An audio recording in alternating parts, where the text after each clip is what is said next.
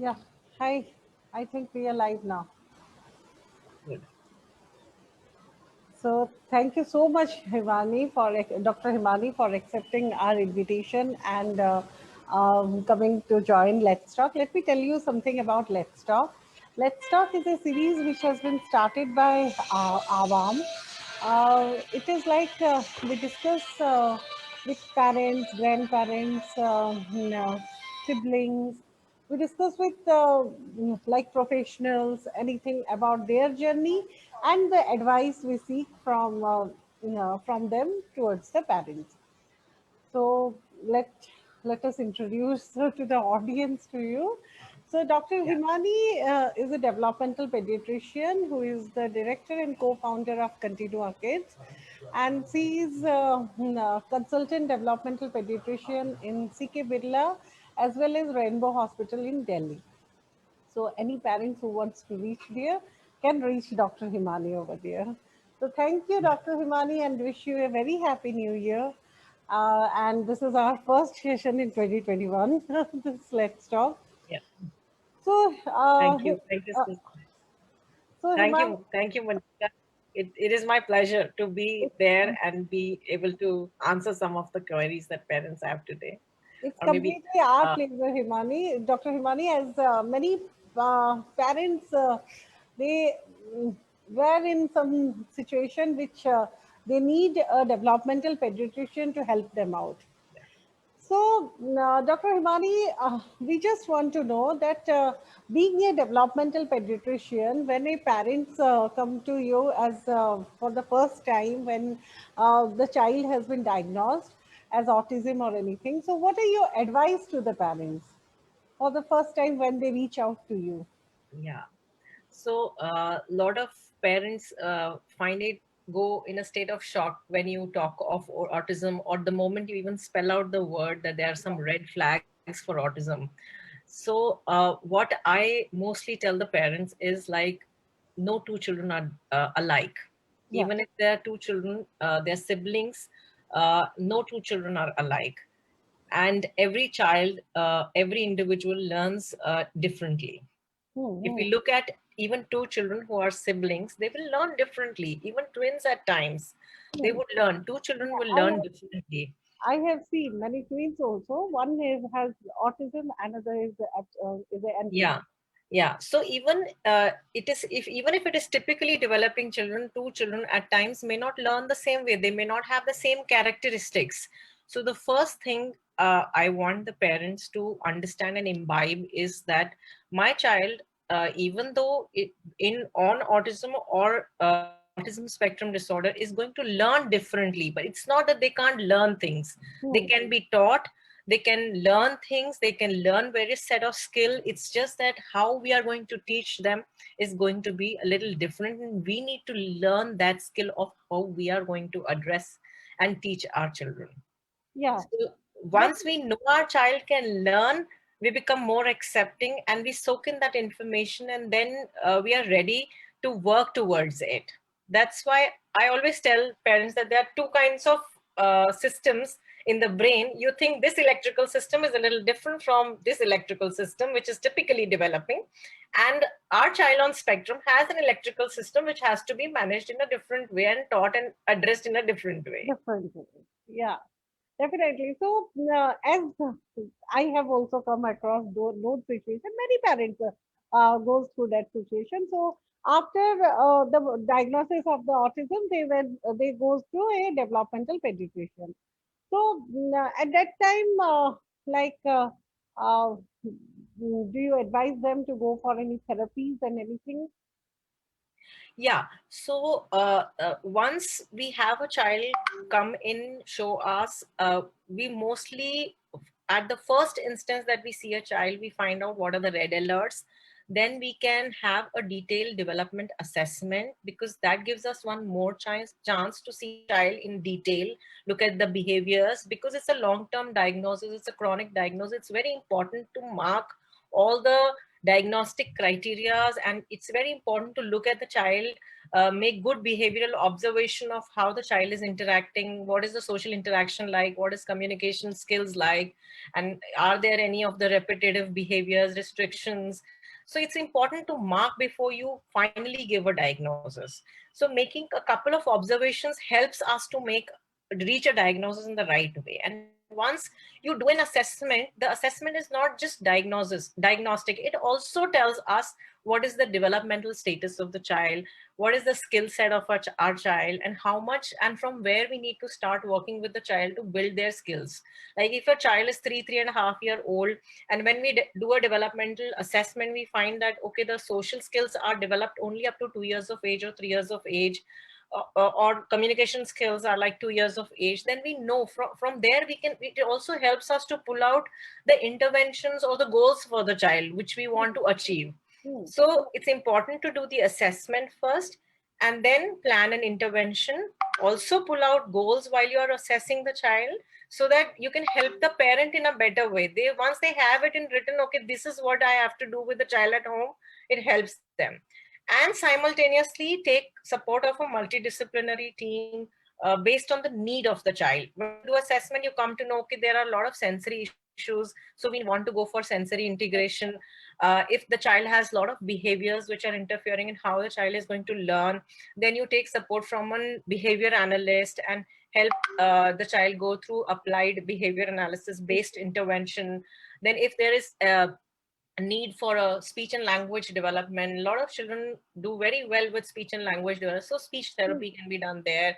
So assessment, the baseline assessment by the pediatrician to find out what is the skill set at the moment and in what all skill sets we need to build, helps us to further plan the course of action, the interventions.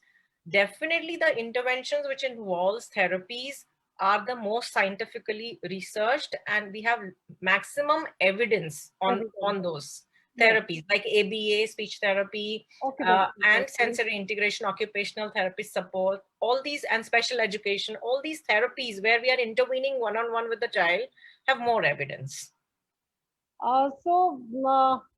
So as you said that, okay, so we will advise, like you guys will advise them for the therapies, and the therapies are beneficial to work along all the therapists work with along with the kids. Okay, so this is proven method. So we all Yes. generally follow this. Now Yes. comes to the myth, which generally we are like, it's a myth over everywhere that autism autism spectrum is a big spectrum, it's a huge spectrum, and there are lots of myths also. Yes. So Really. I have heard that during pregnancy also it happens. Like if the mother doesn't have the particular diet, then might be the child has autism or something like that.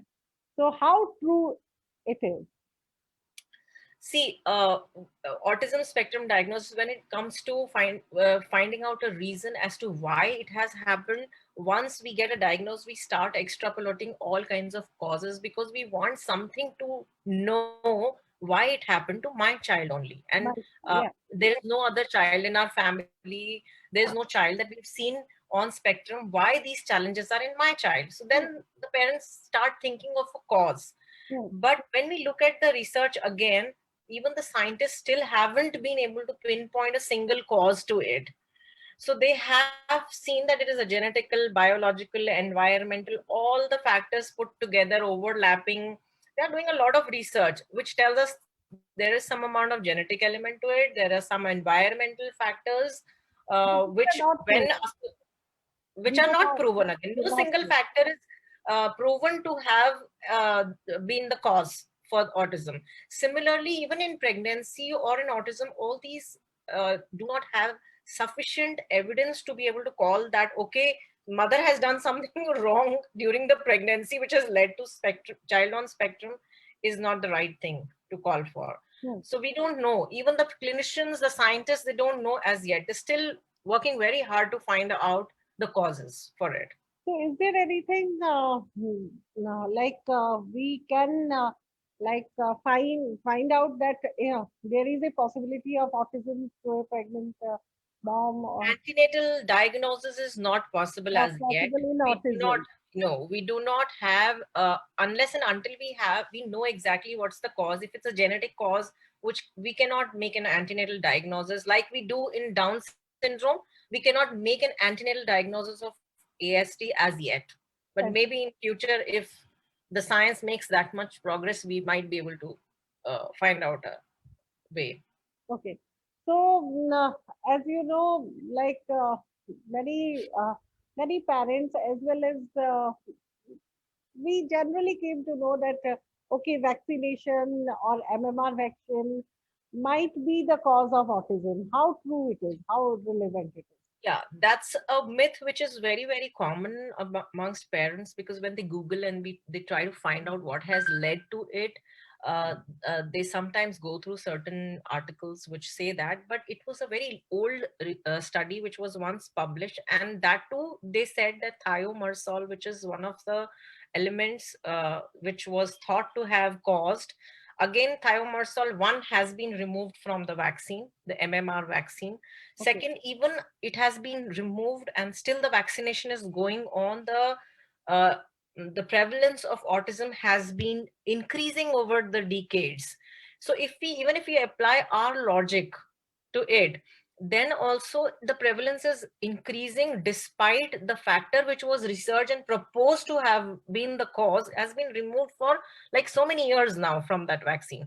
So I want parents to really go into nitty gritty if they want to think, but before they call that vaccine is the cause to it. Cause So whatever research now has been done again and again, multiple RCTs, multiple papers have been published which have proven that it has no role. one parent is asking that what is fragile X and tasting or anything like that. Nowadays, it's very common. Yeah, so Fragile X is a syndrome where there is it's a genetic Is error. it So associated with autism? it has features of autism spectrum, Autism. and there are some other features to it, and the diagnosis can be made with certainty by doing a genetic test. So there Hmm. are clinical features along with symptoms of autism spectrum. So there are some facial features, there are some amount of intellectual disability which could be there. So there is combination of symptoms. When you look at the child, if you suspect, you go ahead, we advise the parents to go for a genetic test, Fragile X test, and if that comes out to be positive, then it's a Fragile X syndrome. So we have a specific diagnosis to it. Diagnosis for fragile X. So now, Dr. Himani, we there is a very hue and cry about cure of autism. Like you might have heard about something everywhere. We are finding that okay, cure of autism like Ayurveda, homeopathy, and now it's trending stem cell therapy and lots of things. So please, we need your views in this. So we all hope and wish that very soon science is able to make that much progress to be able to find a cure. But as of now, till date, we do not have a cure. We can treat, we can do early intervention, reduce the severity of symptoms. We can do early intervention and help the child acquire a lot of skills. Uh, uh, I would say all those things are possible. We can treat, but there is, as of now till date, there is no single treatment which can cure it completely. So And all the these child things like in autism will be an adult on autism. That is what we need to know. so all these things like the stem cell therapy, which are propagating, people are swearing on stem cell therapy. So it's completely it's See, if somebody says stem cells can cure, stem cell as it is don't have enough scientific evidence to prove it as a recommended intervention till date. We still need more evidence. We don't have evidence on it. parents So should we not don't even go. take it in the recommended interventions. Yeah, Forget about curing. sorry. So parents Yeah, should not go and should not think and should not do anything no. whoever whatever is not proven. We don't have evidence to it. If we want to do things based on evidence, we, our children are not guinea pigs. We are not testing a particular intervention or treatment on our children. we will do something which we are aware, which we have done a lot of research on, that yes, this is going to help my child, this is going to show improvement, we will give that kind of a treatment. That is what science is all about. So there we do not have evidence to call stem cell therapy as a I recommended get it. Yeah, treatment. it's not at all a therapy also. People Yeah, should, it's not in the recommendations as yet. and what are your views regarding the biomedical and name check protocols? Like, Yeah, so NEMCheck protocol is very, very popular these days amongst parents, and they are exploring a lot of opportunities. Maybe that it is promising, but again, they need to do a lot of RCTs. So, randomized control trial is a way by which you can gather maximum evidence to any kind of intervention which is available. So I think we need to have more evidence before we include that. Even if parents are individually finding some kind of a promising change after giving those therapies, we still don't have scientific evidence. So the protocol, whoever has designed the protocol has to do more research, and it has to be proven before we include it as a treatment, recommended treatment modality. We have to have, so what happens is all these all these therapies that people are using, biomedical methods of treatment, the challenge which is coming in this is that all these do not have enough evidence, and evidence, whatever little research that they have done to show that, oh, it is effective, is on a very small number, 20 children here, 15 children there. So that number is not then significantly significant to give us a proven evidence that it is going to work for all children. all children, yeah. So there we have to have a research which is done on bigger numbers to be able to say it with a definitive proof that yes, if you give this, it is going to benefit these many children and it is effective. Hmm. So that kind of a research has not happened with all these interventions. So hence they are not really recommended interventions as of now. There is another myth, Dr. Himani, that bad parenting, which completely comes towards parenting, that leads to autism to a child. Yeah. So a lot of times, mothers come and they say, doctor, we were involved in our profession and we were working all the time. I think we did not take good care of our child. That's why my child has autism spectrum. So it's the self-esteem of mothers is so low at times that I really want to tell each and every mother there or every father there that you are not the cause for it. Please don't blame yourself. Please don't blame parenting on it. Every time a child is born, first child, everybody's a first time parent. Even as a doctor, when I became a parent, I was a first time parent. We all learn through our experiences. Exactly, yeah. So it's not a faulty parenting which leads to autism spectrum. We don't know the cause to it, but definitely it's not a faulty parenting. And there's a lot of research done on that also. So scientific evidences are there which says that it's not a parenting error. So Hmm. please stop blaming yourself. That's a very important thing all moms and all fathers need to know.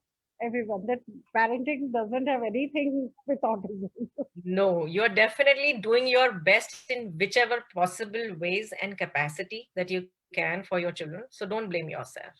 Like, as we are discussing about biomedicals, Dr. Himani, so many kids are taking omega-3, many parents are giving. So is it beneficial for the kids to take omega-3? See, omega-3 fatty acids are one of the most researched of all the biomedical interventions or the supplements that have been researched. But again, there are something like 5 to 6 very good randomized control trial which have been done. But again, those all trials have some fault or the other. Like somewhere it is being given with another medication, so the effect is not fully because of the omega fatty acids. In some studies the numbers are very small, in some studies the methodology is not correct. So again, despite, so they say it has promising role, but we need to do more studies More before we research say and more studies. Yeah. we need to do more studies. So there is another myth But which, one more yeah. point, because it has no harmful effects. It's not, so in medicine we say do no harm to your patient Hmm. or to your client. So it's very important that these omega fatty acids supplement is not doing any harm. So we need to weigh before we give something. But again, for parents to know, even if they don't give all this, it's all right. Hmm. They don't need to. They can use dietary measures to give food which is rich source of omega fatty acids, which is a balanced nutritional diet. All those things need to be kept in mind. Yeah, like fish, you can. Yeah, fish, yes. So there is another myth like children with autism do not understand emotion, which is wrong. They do understand, and they Yeah. do have feel, they do have emotions. So, what are your views, Dr. Himani, Yeah. regarding this?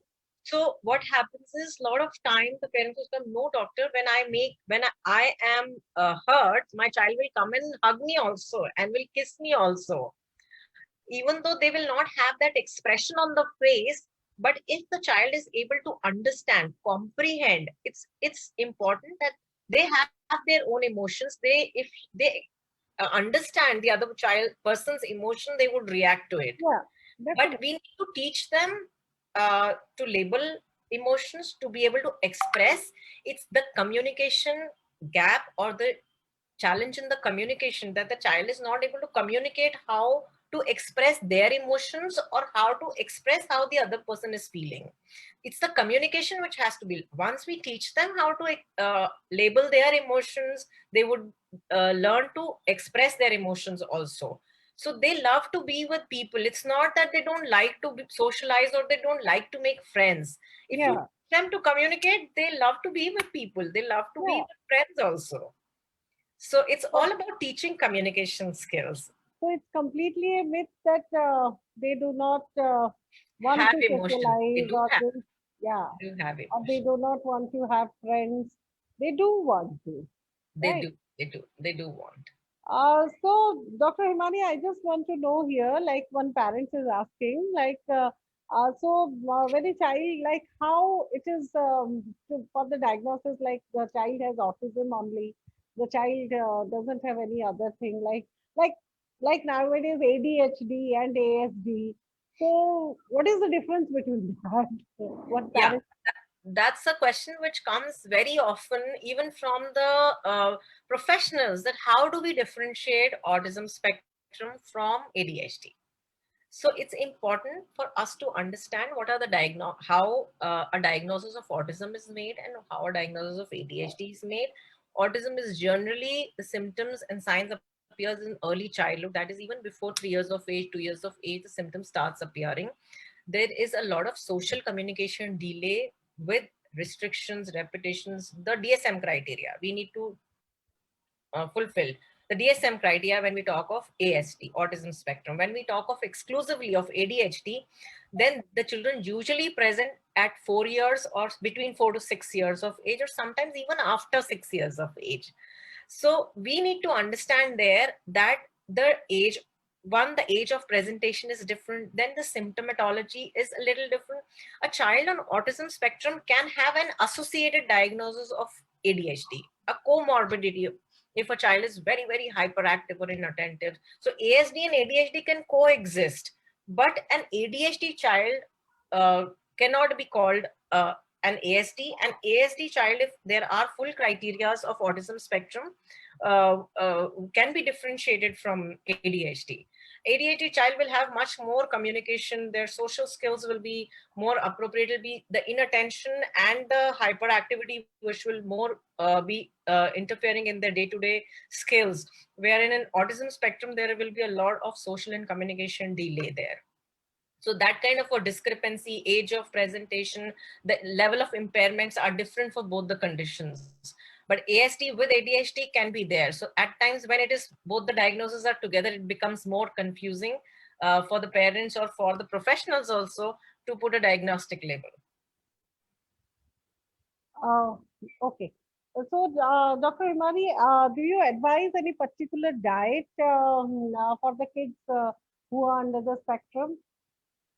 So as far as diet is concerned, again, we have a lot of myths and facts, and That is parents the would come and ask doctor, do we do anything? Do we change anything in diet?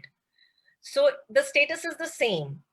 Coming to gluten-free, casein-free diet or ketogenic diet or low sugar diets, there are so many diets, but the amount of evidence is less. The amount of research which has been done on these diets is on very limited children, 15, 20 children. We can't generalize that research to so many children. So unless and until there is a proven allergy or intolerance to any particular food item, we are not going to withdraw that item from the diet, is the method. If there is an allergy or intolerance to a particular, or sensitivity to a particular food item, there we would not give that food item. But if there is no proven sensitivity to any particular food item, then every food has to be consumed in moderation, nothing in excess and in nothing to be excluded. Moderation of everything is fine. Homemade food is the best food. Don't go for packet food, that we all know now that it has its own challenges. It's not healthy at all. Yeah. So go for healthy homemade food. Dal, chawal, roti, sabji that we make every day in our house with good thoughts is the best food that we must eat. Like you said, like regarding the packet food, right? Nowadays, almond milk, camel milk, lot of milk which are good for kids are in the market. So how beneficial are those milk product and milk? See, individually, lot of parents report that we gave camel milk and we saw changes, but those are individual case studies. When we look at evidence, scientific evidence to generalize and say that everybody can give this particular food item That's, and it is going to see improve, show change, it has to be on a large number, yeah, a definitely. number which is significant to call it as an evidence. So I won't say if individually a certain parent had seen a change, but again, it's not scientific evidence. So we cannot advise parents to go for something which is not proven or which Not has proven. not been researched adequately on enough number of children before we say that this has to be given and it is going to benefit a child. So they're coming to different kinds of milks, different kind of food items or changes in the diet is not recommended. But an average, normal, healthy, nutritious diet, home cooked food is something which I would recommend. Things, everything in moderation. So any other advice to parents uh, whose kids are under the spectrum? So only advice from my side would be that uh, be there a diagnosis or not a diagnosis. See, as a practitioner, I don't differentiate any child. Every child is same. I find each and every child equally affectionate, loving. So don't differentiate your children. uh, the more you will accept, the more the child will be accepted everywhere. So acceptance will start from home, from family, then the society. Create a lot of awareness in the society. Let's talk a lot more so that people are aware, and it's all right for people to talk about it, because then once they are aware, they accept, and we want each and every child to get equal status in the society. That's what the Continua Kids also has a motto: equal status for all in the society. There Yeah, should be no that's good. discrimination based on any grounds. So to get that, we have to create a lot of awareness, and I think you are also doing We participating all in are the same doing. way. Yeah, We all are working towards we all are. knocking again and again and telling that these are the red flags. It's all right Yeah, to be on spectrum. Children can learn, they can be taught, and they can do everything which other children are also doing. So that's what we need to do, and parents are the biggest driving force for this. So I would want them to first start accepting children from home, and then the society will become accepting. thank you so much, Dr. Himani, for giving such a valuable inputs and such a valuable advice to the parents. So I request the parents to please go through it. Don't go for any shortcuts, which Dr. Himani has said. Like go for the proven therapies. Do not go for any other not non-proven thing. Thank you so much, Shivani. And thank you so much. One last word: tender, loving care of the parent is the biggest therapy your child can get. Yeah, sure, definitely. So, Thank so you. just be tender, loving, and caring for your children. And we all need to do that for our children.